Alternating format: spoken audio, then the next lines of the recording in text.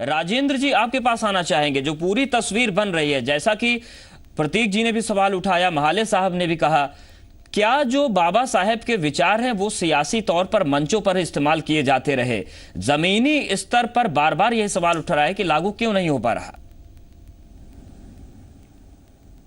बिल्कुल ठीक कह रहे हैं अवधेश जी। अब मुश्किल ये है कि अगर मैं कुछ कहूंगा तो उसमें बाकी सारे सज्जनों को राजनीति की बू आने लगेगी, मगर जो तथ्य है, जो सत्य है, उसको तो कोई नकार नहीं सकता। बाबा साहब अंबेडकर का पूरा चिंतन, उनकी पूरी विचारधारा जाति विहीन समाज की थी।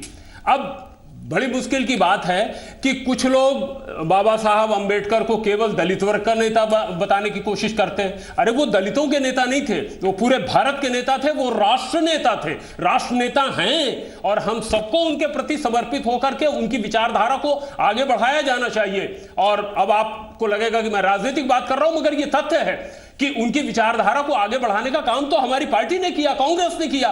बाबा साहब अंबेडकर ने तो दलितों का उत्थान हो इसलिए 10 वर्ष के लिए आरक्षण की व्यवस्था की थी।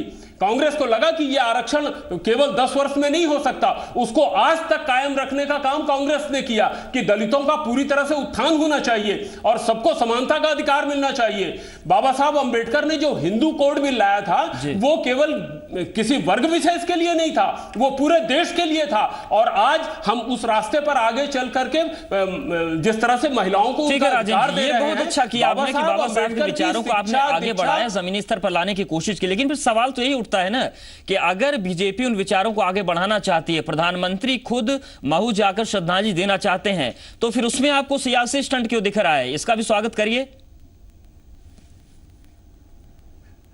हम तो स्वागत करेंगे, मगर नीयत साफ होनी चाहिए।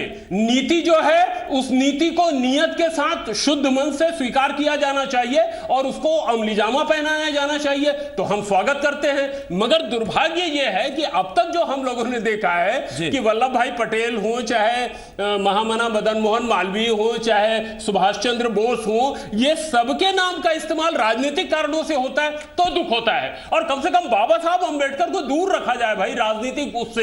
हम सब के लिए आदरणीय है। इस सवाल का जवाब हम सच्चिदानंद उपासने जी से लेंगे।